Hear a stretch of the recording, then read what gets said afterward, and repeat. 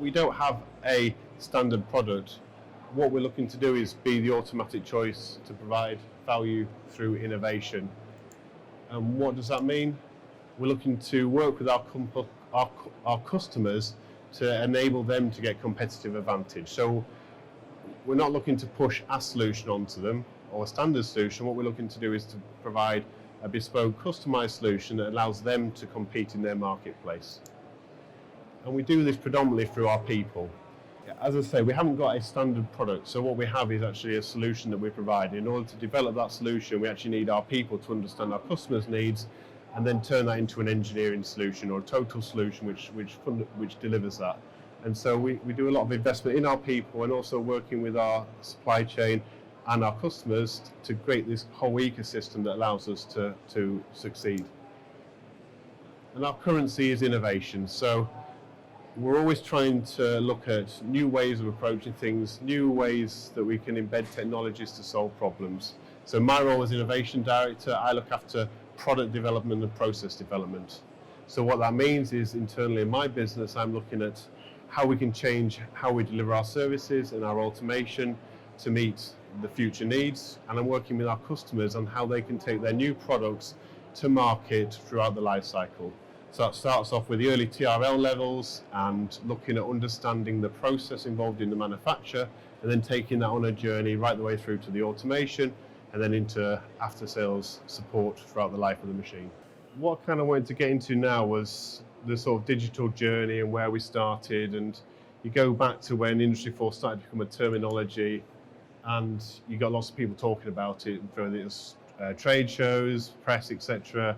And everyone's getting really, really excited about what this means, and this revolution's coming and you've all got to get on board, and almost you're missing out if you're not part of this because this new revolution's coming. And so of course we started to look at this and you start to scope out what that actually means, and there's a lot out there and there's lots of different topics. So it was like, well, where do we start? Where are we now today and where do we actually start?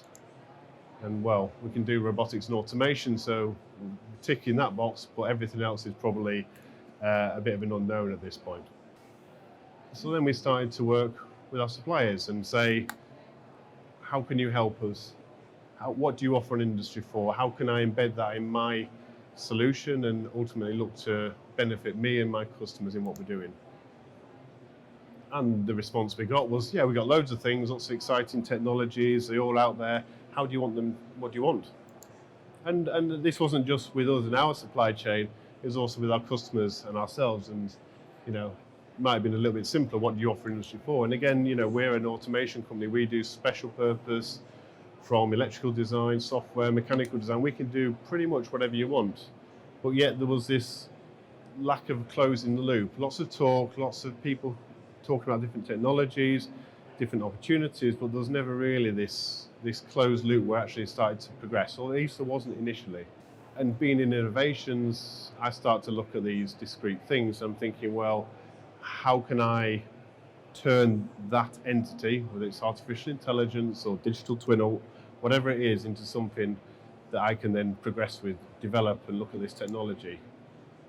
But what we found was that actually there's not a great deal of value in the product itself as it stands, and there's actually a lot of things that are there which are barriers, things that are commonly talked about like cybersecurity, the pace at which technologies are developing. How do you actually go to market? You know, we're an OEM who provide equipment into a big production line that sits inside a big factory ecosystem. So what does that actually mean for us and what we need to do on our machines, or how can we develop products and services that actually are relevant and the customer wants? And are we trying to do something discrete and sell it as our own, or are we actually part of something that's bigger? And a lot of these questions kind of made it quite difficult to get to a point where we could invest in a particular technology or an application with really a genuine business case behind why we were doing it. So stop, we're going wrong here.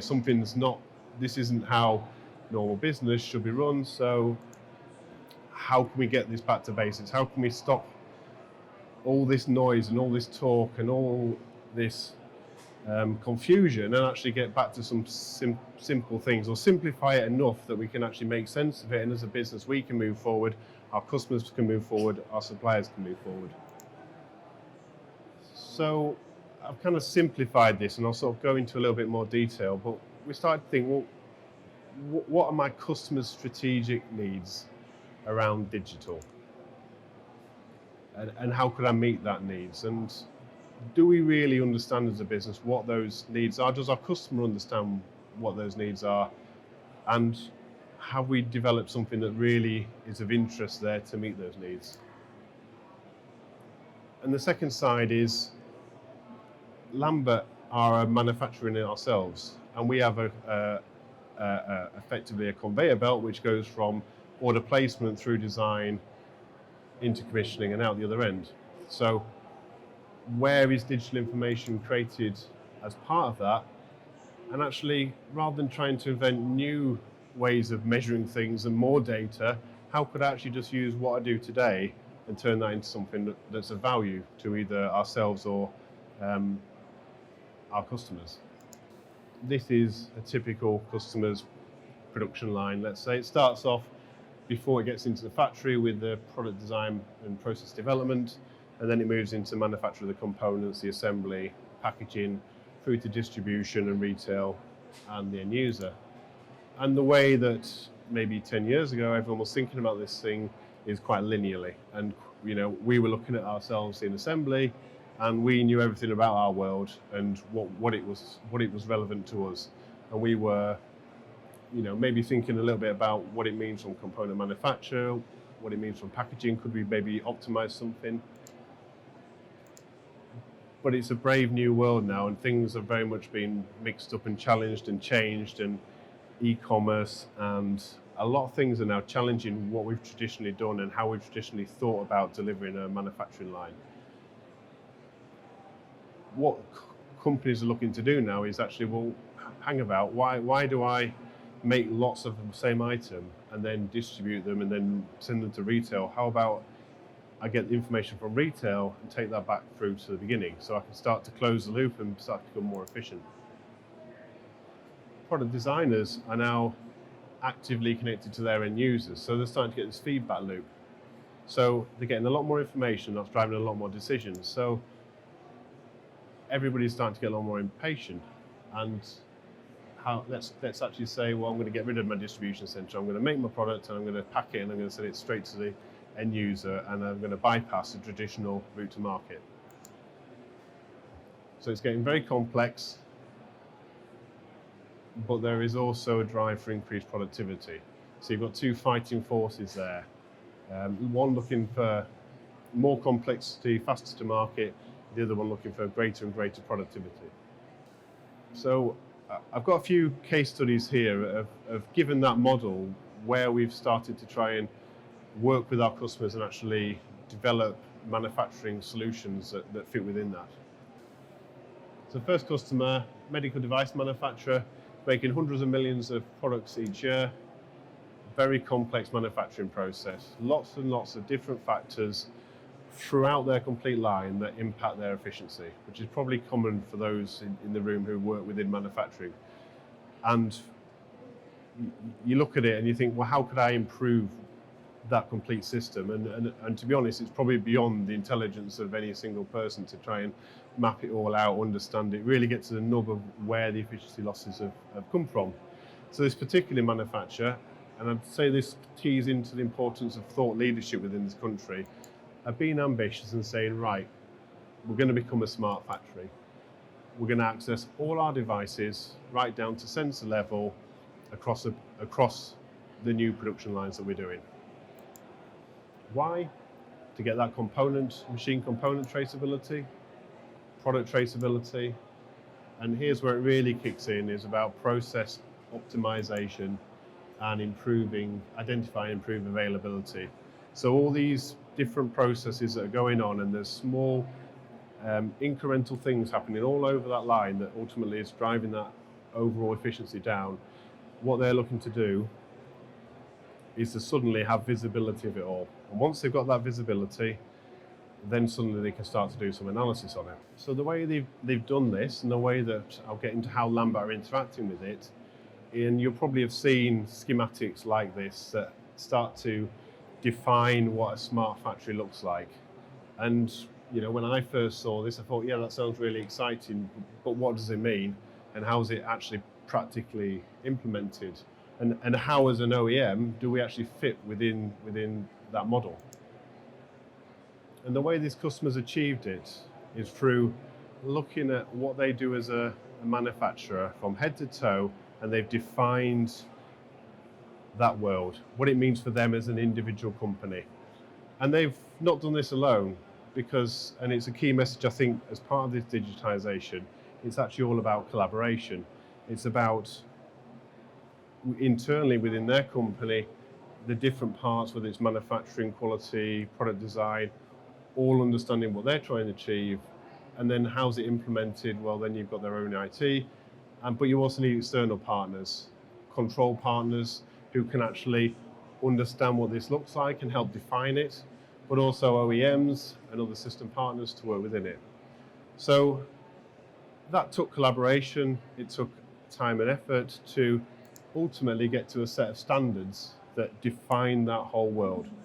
And once we've got standards, then you can work within it. Once you've got that consistency, then everyone can play their part in delivering what is actually a very complex thing. So where do we fit as an OEM in that? We're working on the factory floor, levels 1, 2, and 3 there, and we're delivering equipment into that is compliant. So at the moment, there is no standards that machine builders can build machines to and code and design the architecture and do the programming, which is agreed by everybody. So what was needed was actually the manufacturer, who owns the whole of the system, to say that's how we're going to do it, and done in a way that's collaborative, so everybody understands and it's achievable. And the other important thing is it's really been an equal share of risk and reward. So all these various parties are trying to achieve something that's quite exciting, quite new, but there's a journey to go on. And actually, what was created was a network of companies and people who had a common vision and also had a common potential share in the benefits this was going to bring, because at Lambert, we're going to have to change our code to meet these new standards. So why would we do that? But actually, in developing this, why wouldn't we do it? Because actually it's really exciting, and it means that we can connect securely through this system to our machines on a medical device facility, which at the moment most companies will go, no connection whatsoever, because it's too risky. Done properly, done with the right holistic approach, it is possible to do smart factories and OEMs to work within those smart factories. The next part I'm going to move on to now is more looking internally at Lambert and how we can collaborate with our suppliers and actually develop and demystify what Industry 4 means internally within our factory. So this is our production line effectively. So starting off with design, moving into manufacture assembly, commissioning, validation, and into production. And so we tried to simplify this and get back to the nub of what we're trying to achieve as a business. And the first part of that, we said, well, what digital information is generated across each of these stages? So we held a 2-day seminar with our suppliers, brought them in, and then we worked together on defining this. So rather than us working in isolation, trying to, what does it mean for me? Actually, working in collaboration, we're able to define where digital information was generated, and then actually how we could use this to create value. And finally, what's the business benefit? So joining up the dots of where digital information is created, how can I utilize technologies as we're sort of seeing to make use of that data, and then how can we as a business develop it? So that's really creating the business case, it's linking the digital to the technology to the business case, and through that, starting to try and demystify all this complexity, and rather than focusing on technologies, it's all focusing on opportunities. So what did we get out of this? So in close collaboration with our suppliers, it was amazing actually how enlightened they became. you think that our supply chain understands as a business, and actually the reality is they understand a small part of it, the bit they interact with, but they don't see all the different layers and all the different parts. And in terms of digital, the great benefit is when you look at a whole system and not just a single system. So our suppliers are often looking maybe at the controls department or maybe this part of the business, rather than thinking of what it means across the whole of our business and ultimately feeding into the customer's business. It really got us away from looking at the technologies and how exciting they were and our imagination, actually started to ground it onto where are the true high value opportunities in my business and in my customer's business. And the other part is actually, and it comes back to my diagram of earlier, where we were looking at technologies in isolation. And I think again, in the digital space, it's not about a technology, it's about how can I deliver this benefit, and actually it may take 2 or 3 technologies, it may take a combined approach, it may take some traditional technologies which have in our business already and new technologies which come into the fore. And so by thinking it from a complete holistic system, whether it's in our business or our customer's business, and then looking at technology in the same way, we're able to sort of connect the dots. So on the left there, that's our customer. That's what it means to develop a smart factory. On the right, that's what it means to Lambert. That's what we're trying to achieve in terms of our business and how we deliver as a manufacturer. So put them together, and that's what's now ultimately defined our digital strategy. So we'll start off moving into a Q&A session in a second. But Mike, thanks for that. I mean, it's something very close to my heart with in terms of, the OEM space innovation. And I think another question I have is that I see this as almost like a new type of engineer that's needed to understand a lot of these technologies. And how are you addressing the educational piece in your business so you understand cybersecurity, you understand what edge computing is, and helping developing your own people and bringing new skills into your business? You're right, Mark. I think at the moment we deliver systems which are effectively islands, but they do interact with MES systems, SCADAs, etc. So there's a level there that we can build on. But it is a different skill set. Our IT department look after our facility, but there's no connection between our IT department and our software department at the moment, because they're kind of in 2 different worlds. And actually this kind of symbolizes where a lot of digital is, in that you've got these 2 completely different thought processes and how you can merge them. So from our perspective, we will be looking at developing our IT team to understand what's required from a machine connectivity, looking at our at every engineer across the business, because it doesn't just, you think of software and controls as the natural one, but actually sensor selection, for example, is done by a mechanical engineer, but actually they need to understand the cyber security implications and and how that sensor, if it's going to be a smart sensor, sits within its total system. So it actually impacts all departments in a number of different ways. How open are your customers to sharing the information that you need? It varies across the market sectors. I'd say that they wouldn't do anything which would compromise their IP or security.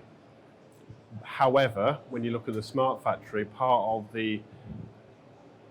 what's in it for everybody is actually there will be a way that we can access our data and get down to our machine as part of this complete ecosystem.